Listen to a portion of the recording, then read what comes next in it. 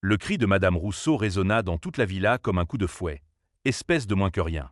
Tu as osé toucher mon collier avec tes mains sales. » La gifle claqua si fort que Léa sentit le goût du sang envahir sa bouche. Elle tomba à genoux sur le marbre froid, sa main tremblante pressée contre sa joue brûlante. Les larmes qu'elle retenait depuis des mois menaçaient enfin de déborder, mais elle refusait de leur donner cette satisfaction. « Pardon, madame. Je voulais juste le nettoyer, » murmura-t-elle, les yeux baissés vers le sol qu'elle avait frotté pendant 3 heures ce matin-là. Autour d'elle, les autres domestiques détournèrent le regard. Personne n'osait intervenir. Personne ne le faisait jamais. Dans cette demeure opulente du 16e arrondissement de Paris, avec ses lustres en cristal et ses tapis persans, Léa Moreau n'était qu'une ombre. Une présence invisible qu'on convoquait d'un claquement de doigts et qu'on humiliait sans conséquence. Le nettoyer. Le rire de Madame Rousseau était glacial, cruel. Avec quoi? Ton haleine de pauvre? Regarde-toi. Tú pues la misere. Elle se tourna vers son mari, Monsieur Rousseau, qui sirotait son cognac dans le salon adjacent, parfaitement indifférent à la scène. « Chérie, je ne comprends pas pourquoi tu as insisté pour garder cette chose. Elle est laide, stupide et complètement inutile. » Thomas Rousseau, homme d'affaires prospère et respecté dans tout Paris, ne leva même pas les yeux de son journal financier. « Fais ce que tu veux, Véronique, tant qu'elle ne me dérange pas. » Léa ravala la boule dans sa gorge. Elle avait 23 ans, mais en paraissait 30. Ses mains étaient crevassées par l'eau de Javel, ses cheveux ternes tirés en arrière, ses vêtements d'ancien uniforme trop grands pendaient sur son corps amaigri. Elle travaillait ici depuis 5 ans, depuis la mort de sa mère d'un cancer qu'elle n'avait jamais eu les moyens de soigner correctement. « Deb out, aboya Véronique. Et va me chercher mon thé. Pas cette horreur que tu as préparée ce matin. On aurait dit de l'eau de vaisselle. » Léa se releva péniblement. Ses genoux portaient déjà les bleus des humiliations précédentes. Elle se dirigea vers la cuisine, la tête haute malgré tout, ce petit reste de dignité qu'elle refusait d'abandonner. Dans la cuisine immaculée, plus grande que l'appartement où elle avait grandi, elle croisa Margot, la cuisinière, la seule personne qui lui témoignait un semblant de gentillesse. « Ma petite. » Margot secoua la tête, les yeux brillants de pitié. « Tu ne peux pas continuer comme ça. Ils vont finir par te briser. »« Je n'ai nulle part où aller, » répondit Léa d'une voix éteinte. « Pas de diplôme, pas de famille, pas de référence. Qui voudrait m'embaucher? N'importe qui serait meilleur que ces monstres. » Léa ne répondit pas. Elle prépara le thé avec des gestes mécaniques, choisissant les feuilles les plus chères, celles importées de Chine que Véronique affectionnait. Ses mains tremblaient encore. Quand elle retourna au salon, elle trouva les Rousseau en pleine conversation avec leur fils, Maxime, un jeune homme de 25 ans aussi arrogant que ses parents. « Ah, la Souillon !» ricana-t-il en la voyant. « Dis-moi, Léa, c'est vrai que tu dors dans le débarras près de la buanderie? J'ai parié 100 € avec mes amis que tu n'avais même pas de vraie chambre. » Le rire qui suivit était comme du verre brisé dans ses oreilles. Léa posa le plateau de thé sur la table basse, ses mouvements précis malgré l'humiliation. « C'est exact, monsieur Maxime, » dit-elle doucement. « Monsieur Maxime. » Il imita sa voix d'une manière grotesque. « Tu entends ça, maman? Elle m'appelle monsieur. Comme si j'étais son maître ou quelque chose du genre. » Il s'approcha d'elle, son souffle chargé d'alcool. « Tu sais quoi? Toulas. Tu es notre propriété. On pourrait te jeter dehors comme un déchet et personne ne s'en soucierait. »« Maxime, arrête, » dit Thomas, mais sans conviction. « Tu vas l'effrayer. »« Et alors? » ?»« Regarde-la. Elle est déjà à moitié morte. » Cette nuit-là, recroquevillée sur le matelas fin dans le débarras exigu qui sentait l'eau de Javel et la moisissure. Léa pleura pour la première fois depuis des mois. Elle pleura sur sa vie gâchée, sur ses rêves morts, sur la femme qu'elle aurait pu devenir. Sa mère lui avait dit, quelques jours avant de mourir, « Ma chérie, tu as quelque chose de spécial en toi. Je le vois dans tes yeux. Ne laisse jamais personne éteindre cette lumière. » Mais quelle lumière? Elle ne voyait que l'obscurité maintenant. Les jours suivants furent une spirale descendante. Véronique, comme pour compenser une frustration personnelle, redoubla de cruauté. Un matin, elle renversa volontairement son petit déjeuner sur le tapis persan. « Nettoie ça. À genoux. Sans éponge. » Léa s'exécuta, frottant avec ses mains nues pendant que toute la famille regardait en riant. Un après-midi, Maxime accidentellement la poussa dans l'escalier de service. Elle dévala 6 marches et se retrouva le poignet tordu, la cheville enflée. « Désolé, » dit-il sans la moindre trace de remords. Tu aurais dû regarder où tu allais. Personne n'appela de médecin. Margot l'aida à bander son poignet avec des torchons propres. C'est suffisant, murmura la cuisinière. Tu dois partir. Cette nuit. Pour aller où? N'importe où. La rue serait plus clémente. Mais Léa restait. Par peur, par résignation, par cette conviction étrange que sa vie ne pouvait être que cela. Jusqu'à ce soir de novembre pluvieux. C'était le soir du grand dîner des Rousseau, un événement annuel où tout le gratin parisien se rassemblait pour exhiber sa richesse. Léa avait travaillé 20 heures d'affilée, préparant, nettoyant, organisant. Elle n'avait rien mangé depuis le matin. Alors que les invités riaient et buvaient du champagne à 300 € la bouteille dans le salon, Léa montait l'escalier de service avec une pile de serviettes propres. La fatigue la submergea. Ses jambes cédèrent. Elle trébucha. Les serviettes tombèrent en cascade par-dessus la rampe, atterrissant directement sur la table du buffet en contrebas. Sur les canapés au foie gras. Sur la robe haute couture de l'épouse du ministre. Le silence qui suivit était assourdissant. Veronique Rousseau Devant Écarlate. Elle monta les escaliers 4 à 4, ses talons claquant comme des coups de marteau. Espèce de déchet inutile, hurla-t-elle. Sa main attrapa Léa par les cheveux, la traînant jusqu'en haut des marches. Les invités en bas murmuraient, certains gênés, d'autres visiblement excités par le spectacle. « Tu as ruiné ma soirée. Tu as ruiné ma réputation. » Véronique la gifla 1 fois, 2 fois, 3 fois. « Tu n'es qu'un parasite. Une erreur de la nature. » Thomas monta à son tour, non pour défendre Léa, mais pour calmer sa femme. « Chérie, pas devant les invités. » « Je me fiche des invités. Veronique tremblait d'erail. Je veux qu'elle disparaisse. Ce soir. Qu'elle prenne ses affaires et qu'elle sorte de ma maison. » Léa, le visage en sang, se releva difficilement. Quelque chose en elle se brisa enfin. Ou peut-être se libéra. « Très bien, » dit-elle d'une voix qu'elle ne reconnut pas. Une voix calme, presque froide. « Yepars. » Elle descendit au débarras, fourra ses quelques possessions dans un sac plastique, 2 t-shirts, un jean, une photo de sa mère, et sortit par la porte de service. La pluie tombait dru. Paris brillait de 1000 lumières, mais Léa n'avait jamais eu aussi froid de sa vie. Elle marcha. Sans but, sans destination. Ses pieds la portèrent à travers les rues du 16e, puis vers les quartiers plus modestes. Elle marcha jusqu'à ce que ses chaussures trempées lui fassent mal, jusqu'à ce que le froid pénètre ses os. Aux premières heures de l'aube, elle se retrouva devant un pont. La Seine coulait en dessous, sombre et invitante. Ce serait si facile, pensa-t-elle. Si simple de tout arrêter. Tu ne vas pas faire ça. La voix venait de derrière elle. Léa se retourna et vit une femme d'une 60aine d'années, élégante malgré leur matinale, qui la regardait avec une intensité troublante. Pardon. Sauter. Tu y penses, n'est-ce pas? La femme s'approcha. Je le vois dans tes yeux. J'ai déjà vu ce regard. Léa recula. Yené. Ce n'est pas vos affaires. Peut-être pas. La femme sourit, un sourire triste et compréhensif. Mais je fais ma promenade matinale tous les jours depuis 20 ans. J'ai vu beaucoup de gens sur ce pont. Certains ont sauté. La plupart sont morts. Quelques-uns ont survécu et ont regretté à l'instant où ils ont touché l'eau. Pourquoi vous me dites ça? Parce que tu me rappelles quelqu'un. Moi, il y a longtemps. La femme tendit la main. Je m'appelle Catherine Beaumont. Et toi? Léa. Léa Moreau. Enchanté, Léa. Tu as l'air d'avoir passé une nuit terrible. Que dirais-tu d'un café chaud et d'un croissant? Léa hesita. Tout en elle criait de refuser, de ne faire confiance à personne. Mais quelque chose dans le regard de cette femme, de la sincérité, peut-être, ou simplement de la bonté, la fit acquiescer. Elles se rendirent dans un petit café qui ouvrait juste. Catherine commanda pour 200 posées de questions. Elles s'assirent près de la fenêtre, regardant Paris se réveiller. Alors, dit finalement Catherine. Vas tu me raconter. Et Léa raconta. Tout.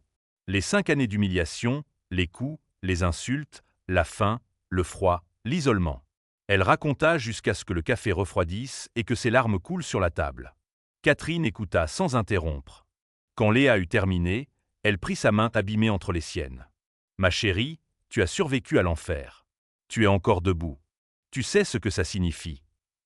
Que je suis stupide. Non. Que tu es forte. Plus forte que tu ne le crois. » Catherine se pencha en avant. Je vais te raconter mon histoire. Il y a 30 ans, j'étais comme toi. Pauvre, sans éducation, travaillant comme femme de ménage pour des gens qui me traitaient comme moins qu'humaine. Mon mari me battait. Mes employeurs m'humiliaient. Un jour, j'en ai eu assez. J'ai tout quitté avec 100 francs en poche. Et j'ai reconstruit ma vie. Petit à petit. J'ai pris des cours du soir. J'ai appris l'anglais, puis l'informatique. J'ai travaillé dur, plus dur que jamais. Aujourd'hui, je dirige une entreprise de consulting qui emploie 200 personnes. Lea la regarda, incrédule. Vous. Moi. Et si j'ai pu le faire, toi aussi tu peux. Catherine sortit une carte de visite de son sac. Voici mon adresse. Je possède un petit studio que je loue habituellement, mais il est libre en ce moment. Tu peux y rester. Gratuitement. Le temps de te remettre sur pied. Je ne peux pas accepter. Je ne peux pas vous payer. Je ne te demande pas d'argent. Je te demande de reprendre ta vie en main. Catherine se leva. Reflecus. Si tu veux mon aide, tu sais où me trouver. Elle laissa la carte sur la table et partit. Léa fixa la carte pendant une éternité. Catherine Beaumont, PDG, CB Consulting. Une adresse dans le 8e arrondissement. Ça semblait trop beau pour être vrai. C'était sûrement un piège. Personne n'aidait gratuitement. N'est-ce pas? Mais qu'avait-elle à perdre? 2 heures plus tard, elle se tenait devant un immeuble élégant. Elle pressa le bouton de l'interphone avec des mains tremblantes. Oui. La voix de Catherine était claire. C'est Léa. De ce matin. Ah. Monte. 5e étage. Le studio était petit mais lumineux, propre, meublé simplement. Pour Léa, habituée au débarras sombre, c'était un palais. Catherine lui donna un trousseau de clés, des vêtements propres, de l'argent pour l'épicerie. Repose-toi aujourd'hui. Demain, nous parlerons de ton avenir. Cette nuit-là, Léa dormit dans un vrai lit pour la première fois depuis des années. Elle pleura jusqu'à l'épuisement, mais c'était des larmes différentes. Pas de désespoir. Desouligment. Le lendemain, Catherine revint avec un plan. Tu es intelligente, Lea. Je l'ai vu immédiatement. Tu parles bien, tu observes, tu comprends. Ces qualités sont rares. Elle posa des brochures sur la table. Je vais payer ta formation. Commerce, Management, Longs. Tu vas studier. Tu vas apprendre. Et dans quelques années, tu travailleras pour moi. Pourquoi faites-vous ça? Catherine Surratt Treatment. Parce que personne ne l'a fait pour moi. J'ai dû me battre seul. Si je peux faciliter le chemin de quelqu'un d'autre, pourquoi ne pas le faire? Je vous rembourserai. Chaque centime. Je sais. Mais pas avec de l'argent. Avec ta réussite. C'est tout ce que je demande. Les mois suivants furent les plus difficiles et les plus enrichissants de la vie de Léa. Elle s'inscrivit à des cours intensifs le jour et étudiait la nuit. Elle apprit l'anglais, l'espagnol, la comptabilité, le marketing. Elle dévora des livres sur le management, la finance, l'entrepreneuriat. Catherine lui donna un travail à temps partiel dans son entreprise. Simple au début, classement de documents, réponse aux emails, mais qui lui permit d'observer, d'apprendre le fonctionnement d'une vraie entreprise. Un an passa. Léa obtint son diplôme de commerce avec mention. Elle parlait couramment anglais maintenant. Elle avait même appris les bases du mandarin. « Tu progresses plus vite que quiconque j'ai jamais vu », dit Catherine un jour, impressionnée. « Tu as faim de savoir. C'est précieux. » « J'ai rattrapé du temps perdu, » répondit Léa. Elle avait changé physiquement aussi. Ses cheveux avaient repoussé, brillants et sains. Son visage avait repris des couleurs. Elle se tenait droite maintenant, confiante. Les cicatrices étaient toujours là, sur ses mains, dans son cœur, mais elle ne la définissait plus. 2 ans après sa fuite, Léa était devenue manager junior chez CB Consulting. Elle gérait une équipe de 5 personnes et impressionnait les clients par son intelligence vive et son éthique de travail acharnée. Mais elle n'avait pas oublié. Comment pourrait-elle? Chaque nuit, elle rêvait encore du débarras, des gifles, des rires cruels. « Tu dois les oublier », lui conseilla Catherine. « Les Rousseau ne méritent pas une seconde de plus de tes pensées. » « Je ne peux pas. Pas encore. » Catherine la regarda longuement. La vengeance. La justice. Il y a une différence. Oui, je ne veux pas leur faire mal. Je veux leur montrer qu'ils avaient tort. Que j'étais quelqu'un. Que je suis quelqu'un. Catherine hocha lentement la tête. Alors montre-leur. Mais en réussissant, pas en te rabaissant à leur niveau. 3 mois plus tard, une opportunité se présenta. Léa, viens dans mon bureau, appela Catherine un matin. Quand Léa entra, elle trouva Catherine avec un sourire mystérieux. J'ai quelque chose pour toi. Un client potentiel. Une grosse entreprise qui cherche une refonte complète de sa stratégie marketing. Si nous décrochons ce contrat, ça représente plus de 2 millions d'euros pour nous. C'est fantastique. Qui est le client? Catherine tourna son écran d'ordinateur. Rousseau Industries. Le sang de Léa se glaça. Non, murmura Catherine en voyant son expression. Ce n'est pas ce que tu penses. Je ne savais pas quand j'ai accepté le rendez-vous. Leur nom n'est apparu dans les documents que ce matin. Elle ferma le fichier. Je vais refuser. Il y a d'autres clients. Léa resta silencieuse un long moment, son cœur battant à tout rompre. Non, dit-elle finalement. Acceptes. Leah. Je suis prête. Elle redressa les épaules. Envoyez-moi à cette réunion. Tu es sûr. Absolument.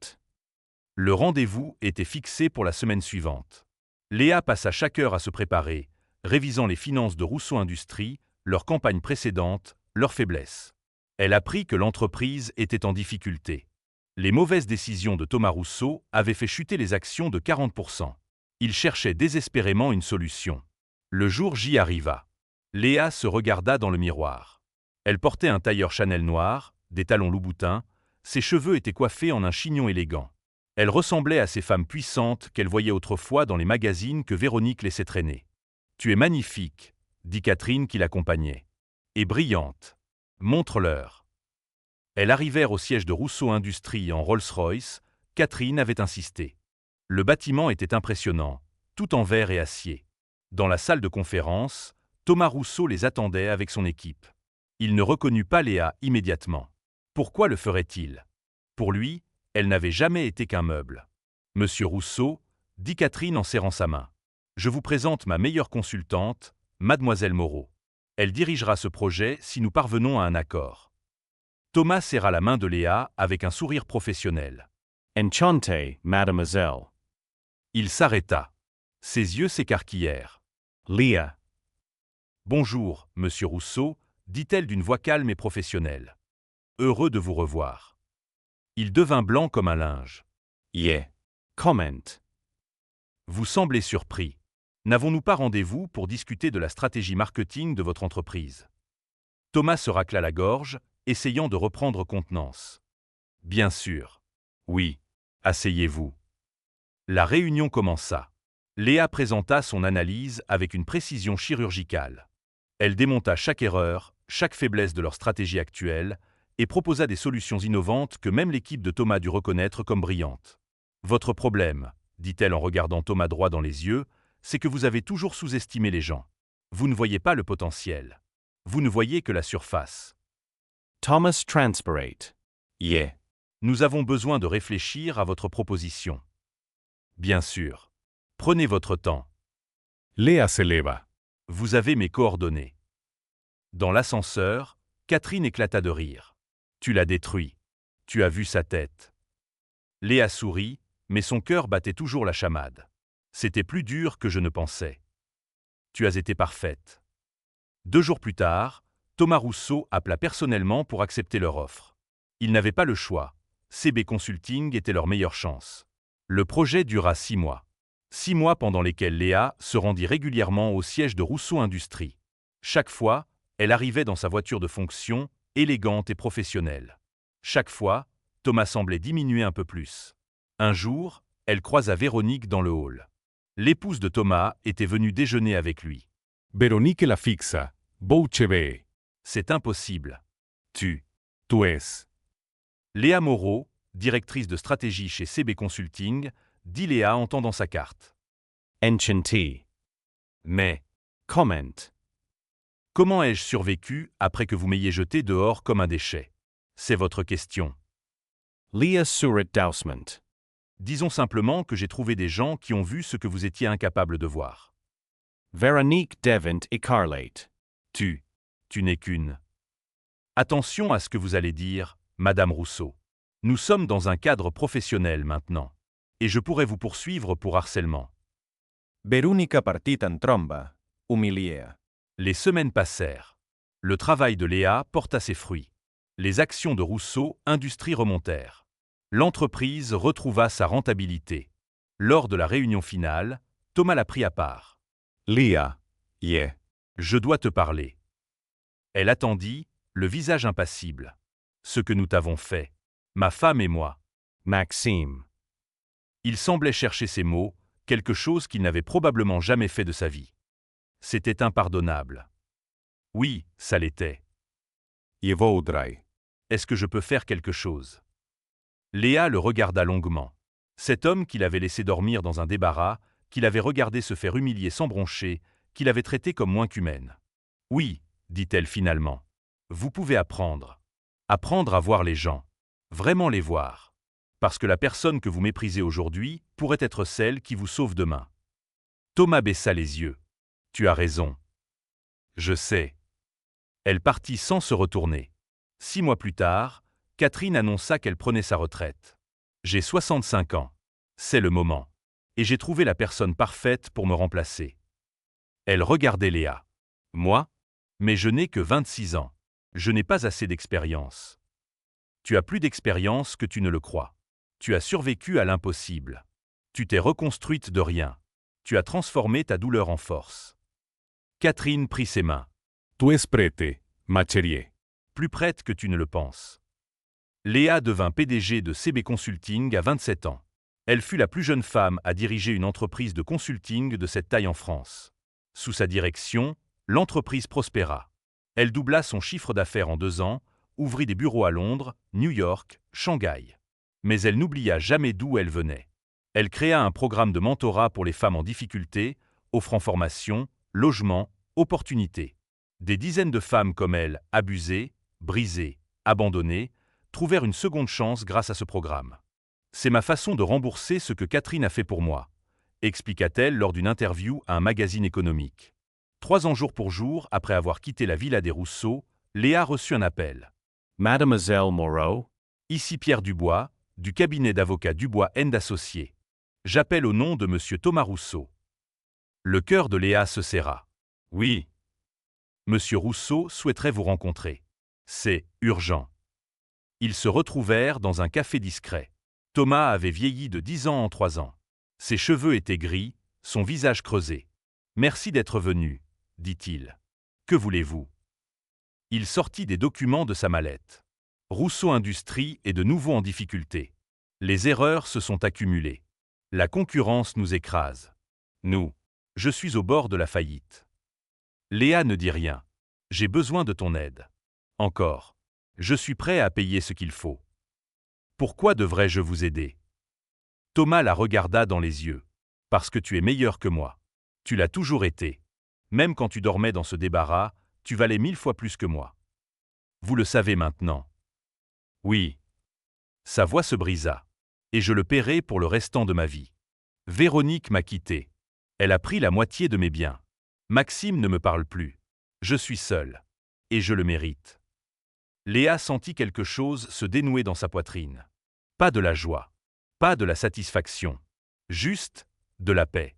Je vais vous aider, dit-elle finalement. Non pas parce que vous le méritez, mais parce que vos employés le méritent. Parce qu'il y a peut-être quelqu'un dans votre entreprise qui est comme j'étais. Invisible, sous-estimé. Et cette personne mérite une chance. Thomas ferma les yeux. Merci. Mais à mes conditions. Vous allez créer un fonds pour vos employés les plus bas dans l'échelle.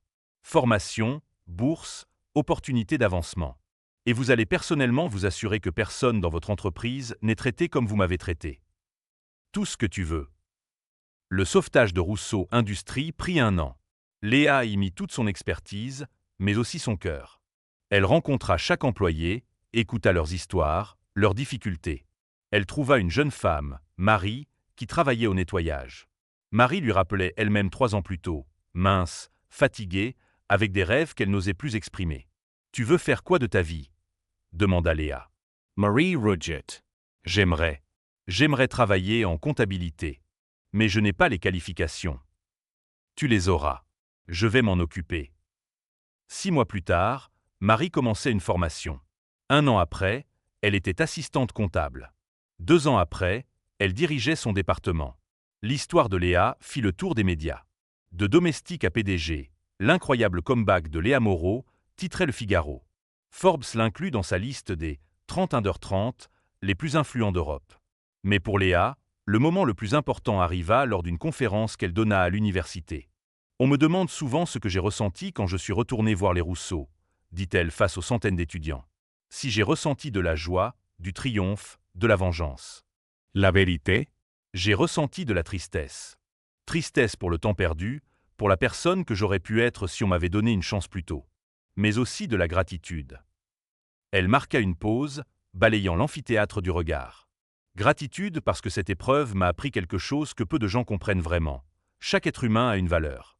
Peu importe son travail, son salaire, son apparence. Nous avons tous quelque chose à offrir. Et quand on sous-estime quelqu'un, quand on l'humilie, on ne diminue pas sa valeur, on révèle notre propre petitesse. Les applaudissements résonnèrent longtemps. Après la conférence, une jeune fille s'approcha d'elle, les yeux rougis. Mademoiselle Moreau. Yeah. Je travaille dans une maison où on me traite comme vous étiez traité. Votre histoire m'a donné de l'espoir. Mais j'ai peur. Peur de partir, peur d'échouer. Léa prit ses mains. Comment tu t'appelles? Sophia. Sophia, écoute-moi bien. La peur est normale. J'avais peur aussi. J'étais terrifié. Mais tu sais ce qui est plus effrayant que l'échec? Mourir à petit feu dans une vie qui te détruit. Tu mérites mieux. Tu entends? Tu mérites tellement mieux. Elle lui donna sa carte, celle de son programme de mentorat. Appelle ce numéro demain. Quelqu'un t'aidera. Comme on m'a aidé. Sophia pleura et la serra dans ses bras. Merci. Merci infiniment. Les années passèrent. Léa construisit un empire, non pas de richesse, mais d'opportunités. Son programme de mentorat s'étendit à toute l'Europe, puis au-delà. Des milliers de femmes trouvèrent leur chemin grâce à elle. Catherine, maintenant âgée de 70 ans, venait régulièrement la voir. « Tu as dépassé tous mes espoirs », dit-elle un jour, les larmes aux yeux. « Tu n'as pas seulement réussi, tu as transformé ta douleur en quelque chose de beau. C'est grâce à vous. Vous m'avez sauvé. » Non, Maquerie. Je t'ai juste tendu la main. C'est toi qui as fait le reste. C'est toi qui as choisi de te battre, d'étudier, de devenir cette femme extraordinaire. N'oublie jamais ça. 5 ans après son retour triomphal, Léa fut invitée à un gala de charité au Ritz. Tout le gratin parisien était présent. Des ministres, des PDG, des célébrités. Et les Rousseau. Thomas était là avec son nouveau rôle. Il ne dirigeait plus son entreprise. Après que Léa l'eut sauvé de la faillite, il avait démissionné et vendu ses parts. Il travaillait maintenant pour une association caritative, aidant les entrepreneurs en difficulté. « C'est mon chemin de rédemption », lui avait-il confié lors de leur dernière conversation professionnelle. « Je ne peux pas effacer le passé, mais je peux essayer de faire mieux à l'avenir. » Véronique n'était pas là. Elle avait quitté Paris après son divorce, retourné dans sa famille en province, sa fortune et sa fierté en lambeaux. Maxime, en revanche, était présent. Il travaillait maintenant comme agent immobilier junior, loin de la vie dorée qu'il avait connue. Quand leurs regards se croisèrent, il s'approcha d'elle, hésitant. Leah. Mademoiselle Moreau. Maxime. Il sembla chercher ses mots, son arrogance d'autrefois complètement disparue. Je sais que des excuses ne suffiront jamais. Ce que je t'ai fait, ce que nous t'avons fait, c'était monstrueux. Oui, ça l'était. Je voulais juste que tu saches que, 2M as inspire.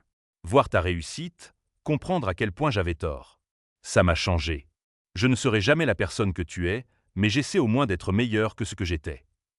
Léa le regarda longuement. Elle vit un homme brisé par ses propres erreurs, essayant maladroitement de se reconstruire. « Continue d'essayer », dit-elle simplement. « C'est tout ce qu'on peut faire. » Plus tard dans la soirée, alors qu'elle se tenait sur le balcon dominant les lumières de Paris, Thomas la rejoignit. « Je peux » demanda-t-il en désignant l'espace à côté d'elle. Elle acquiesça. Ils restèrent silencieux un moment, regardant la ville scintiller. « Tu sais ce qui me hante le plus » dit finalement Thomas. « Ce n'est pas d'avoir perdu ma fortune ou ma femme. C'est de réaliser combien de temps j'ai vécu sans vraiment voir les gens.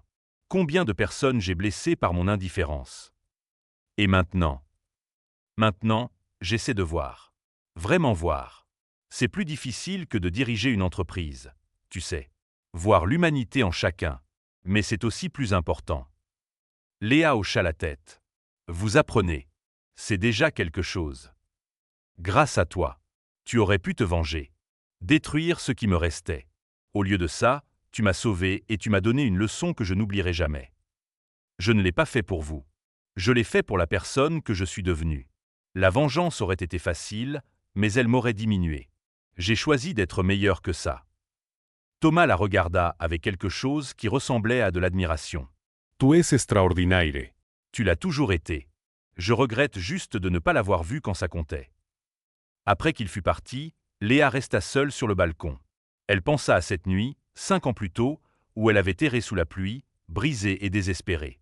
Elle pensa au pont, à Catherine, à chaque moment qu'il avait amené ici. Son téléphone vibra. Un message de Sophia, la jeune fille de la conférence. « Mademoiselle Moreau, je voulais vous remercier. J'ai démissionné de cette maison. J'ai commencé la formation que votre programme m'a offerte. Pour la première fois depuis des années, j'ai de l'espoir. Vous m'avez sauvé la vie. Je ne l'oublierai jamais. » Léa sourit, les larmes aux yeux. C'était pour ça. Tout ça, la douleur, la lutte, la reconstruction, c'était pour ça.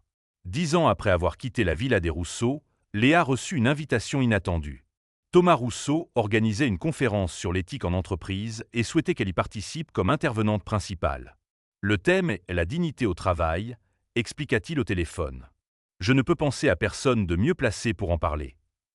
Elle accepta. La conférence se tenait dans un grand hôtel parisien. Des centaines de chefs d'entreprise, de managers, de professionnels des ressources humaines étaient présents. Quand Léa monta sur scène, un silence respectueux tomba. Il y a 10 ans, commença-t-elle, sa voix claire et assurée, je dormais dans un débarras. J'étais battu, affamé, humilié quotidiennement. On me traitait de déchet, de moins que rien. Et pendant longtemps, j'ai cru que c'était vrai, que je ne valais rien. Elle balaya la salle du regard. Mais j'avais tort. Et ceux qui me traitaient ainsi avaient tort. Parce que chaque personne qui travaille pour vous, peu importe son poste, est un être humain avec des rêves, des talents, une dignité intrinsèque. Quand vous humiliez vos employés, quand vous les sous-payez, quand vous fermez les yeux sur leurs difficultés, vous ne construisez pas une entreprise solide. Vous construisez une maison sur du sable. Elle raconta son histoire, sans phare, sans édulcoration. Les larmes, la faim, les coups, la déshumanisation progressive. Et puis quelqu'un m'a vu. Vraiment vu. Pas comme une domestique ou un meuble, mais comme une personne avec du potentiel. Cette personne m'a donné une chance. Une seule chance. Et regardez où je suis aujourd'hui. Elle marqua une pause. Je suis la preuve vivante que quand vous investissez dans les gens, quand vous les traitez avec dignité et respect, ils peuvent accomplir des choses extraordinaires. Alors je vous pose la question, combien de Léa Moreau travaillent pour vous en ce moment même? Combien de génies potentiels nettoyent vos bureaux, servent votre café, traitent vos documents? Et que faites-vous pour eux? Le silence était absolu. Ne méprisez jamais les humbles. Ne sous-estimez jamais ceux qui sont en bas de l'échelle. Parce que la vie tourne. Et la personne que vous méprisez aujourd'hui pourrait être votre patron demain. Ou pire, elle pourrait rester humble et vous auriez gâché la chance de connaître quelqu'un d'extraordinaire. L'ovation dura 5 minutes pleines. Après la conférence, des dizaines de personnes vinrent la voir. Des PDG qui promettaient de revoir leurs politiques internes. Des managers qui pleuraient en repensant à leurs propres employés. Des employés qui se sentaient enfin vus. Thomas s'approcha en dernier, les yeux rougis. « Merci », dit-il simplement. « Pour tout. »« De rien. Mais ne me remerciez pas, monsieur Rousseau. Remerciez chaque personne que vous rencontrerez désormais en la voyant vraiment. » 15 ans après sa fuite, Léa se tenait dans le bureau de ce qui était autrefois la Villa Rousseau.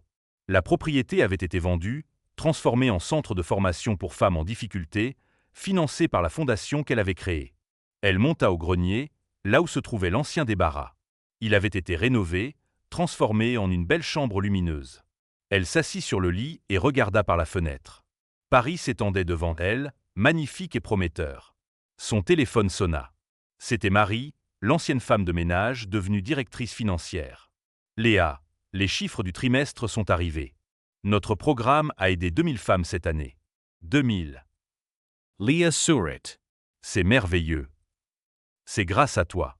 Tu as changé tant de vies. » Après l'avoir raccroché, Léa resta assise dans cette pièce qui avait jadis été sa prison. Elle pensa à la jeune femme brisée qu'elle avait été, à celle qu'elle était devenue. La transformation n'avait pas été facile. Il y avait eu des nuits où elle avait pleuré, des moments où elle avait voulu abandonner. Mais elle avait continué. Pas par vengeance, pas par orgueil. Simplement parce qu'elle refusait de laisser ceux qui l'avaient humiliée avoir raison. Elle sortit de sa poche la vieille photo de sa mère, abîmée et jaunie. « Je l'ai fait, maman », murmura-t-elle. J'ai gardé la lumière allumée. En sortant de la villa transformée, elle croisa une jeune femme qui entrait pour sa première journée de formation. La jeune femme avait ce regard, perdu, effrayé, mais avec une lueur d'espoir tout au fond. « Bonjour », dit Léa avec un sourire chaleureux. « Comment tu t'appelles » Emma. Yeah. C'est ma première fois ici. Bienvenue, Emma. Tu vas voir, ta vie va changer. Si tu es prête à travailler dur et à croire en toi. J'ai peur. Léa prit ses mains, exactement comme Catherine avait pris les siennes tant d'années auparavant. La peur est normale. Mais tu sais ce que je vois quand je te regarde ? Une survivante. Une combattante. Quelqu'un qui a déjà prouvé sa force juste en franchissant cette porte. Ne laisse jamais personne te dire que tu ne vaux rien. Tu entends ? Tu vaux tout. Emma hocha la tête, les larmes aux yeux. Merci. Pas de quoi. Maintenant va. Ton avenir t'attend. En regardant Emma entrer dans le bâtiment, Léa sentit un sentiment de plénitude l'envahir. Ce n'était pas la vengeance qui l'avait guérie. Ce n'était pas l'argent ou le pouvoir. C'était ça, donner à d'autres ce qu'on lui avait donné. Transformer la douleur en espoir. Elle monta dans sa voiture, non pas parce qu'elle en avait besoin pour impressionner, mais parce qu'elle l'avait gagné. Honnêtement. Dignement. Avant de démarrer, elle reçut un dernier message. De Thomas. Léa, je voulais juste te dire que le programme que nous avons lancé dans les entreprises, celui que tu m'as forcé à créer, a changé des centaines de vies. Hier, une de nos anciennes femmes de ménage a été promue manager. Elle m'a remercié en pleurant. Et tout ce que je pouvais penser, c'était à toi, à ce que je t'ai fait, et à comment tu as transformé cette horreur en quelque chose de beau. Tu es un exemple pour nous tous. Merci d'avoir été plus forte que ma cruauté. Léa ne répondit pas tout de suite. Elle regarda Paris autour d'elle, cette ville qu'il avait vue tomber et se relever. Finalement, elle écrivit « Continuez simplement à voir les gens, monsieur Rousseau. C'est tout ce qui compte. » Elle démarra et prit la route. Dans le rétroviseur, elle vit le reflet d'une femme forte, accomplie, en paix. Plus de peur dans ses yeux. Plus de honte. Juste de la détermination et de la compassion. Elle avait été la servante humiliée. Elle était devenue la reine. Non pas par la vengeance, mais par la persévérance. Non pas en écrasant ses anciens oppresseurs, mais en devenant tellement plus grande qu'eux qu'ils semblaient minuscules en comparaison. Non pas en fermant son cœur, mais en l'ouvrant à tous ceux qui souffraient comme elle avait souffert. Et c'était la plus belle victoire de toutes. Parce que la vraie force n'est pas dans la domination, mais dans la capacité de transformer la souffrance en sagesse, la colère en compassion, le désespoir en espoir. Ce soir-là, lors d'une interview pour un documentaire sur son parcours, la journaliste lui posa la question inévitable. Si vous pouviez revenir en arrière, changeriez-vous quelque chose ? Éviteriez-vous ces 5 années d'humiliation ? Leah reflectit longement. Non, dit-elle finalement, parce que cette douleur m'a appris l'empathie. Elle m'a montré la vraie valeur d'une personne. Elle m'a donné la force de me battre non seulement pour moi, mais pour toutes celles qui vivent ce que j'ai vécu. Si j'avais eu une vie facile, serais-je la personne que je suis aujourd'hui ? Probablement pas. Donc vous êtes reconnaissante envers les Rousseau. Non. Mais je suis reconnaissante pour ce que j'ai découvert en moi à cause d'eux. La capacité de survivre. De pardonner. De transformer le mal en bien. Ça, personne ne peut me le prendre. Et votre message pour ceux qui sont actuellement dans la situation où vous étiez. Léa regarda directement la caméra, comme si elle pouvait parler à chaque personne brisée, humiliée, désespérée qui regarderait. Tiens bon, je sais que c'est dur. Je sais que tu as l'impression que ça ne finira jamais, que tu ne vaux rien, que personne ne te verra jamais. Mais c'est faux. Tu vaux infiniment plus que ce qu'ils te font croire. Ta valeur n'est pas déterminée par ceux qui te maltraitent. Elle est intrinsèque. Elle est là, en toi, même s'ils essaient de l'étouffer. Sa voix se fit plus douce, plus intime. Et si tu n'as personne pour te tendre la main comme Catherine l'a fait pour moi, alors tends-toi la main à toi-même. Fais un pas. Un seul. Puis un autre. Etudi. Apprends. Grandus. Même si c'est dans le secret, même si personne ne te voit. Parce qu'un jour, tu sortiras de cette obscurité. Et ce jour-là, Tu brilleras si fort que ceux qui t'ont sous-estimé seront aveuglés. Elle marqua une pause. Ne cherche pas la vengeance. Cherche l'excellence. Ne deviens pas meilleur qu'eux. Deviens meilleur que ce qu'ils t'ont fait croire que tu pouvais être. C'est la plus belle revanche qui soit. Et un dernier message. Léa sourit, ce sourire qui avait illuminé tant de conférences, inspiré tant de femmes. Ne méprise jamais les humbles. Parce que la vie tourne. Toujours. Et la personne que tu écrases aujourd'hui pourrait te sauver demain. Ou devenir quelqu'un de si extraordinaire que ton nom sera oublié tandis que le sien brillera dans l'histoire. Traite chaque personne avec dignité. Non pas parce que tu as peur de qui elle pourrait devenir, mais parce que c'est ce que signifie être véritablement humain. Le documentaire se termina sur une image de Léa marchant dans les rues de Paris, confiante et libre, tandis que sa voix concluait. Je m'appelais Léa Moreau. J'étais invisible. On me traitait de déchet. Aujourd'hui, je dirige une entreprise de consulting international et une fondation qui a changé des milliers de vies. Non pas parce que je suis spécial, mais parce que j'ai refusé de croire ceux qui disaient que je ne l'étais pas. Et si moi je l'ai fait, n'importe qui peut le faire. Il suffit d'un premier pas, d'une main tendue, d'un refus d'abandonner. La vie tourne. Toujours. Assurez-vous d'être du bon côté quand elle le fera. L'écran devint noir. Et quelque part, dans un débarras sombre d'une villa luxueuse, une jeune femme humiliée regardait ce documentaire sur son téléphone cassé, les larmes coulant sur ses joues, mais pour la première fois depuis longtemps, un petit espoir naissant dans son cœur. Parce que si Léa Moreau l'avait fait, peut-être qu'elle aussi le pourrait. Et c'était exactement le message que Léa avait voulu transmettre. La roue tourne.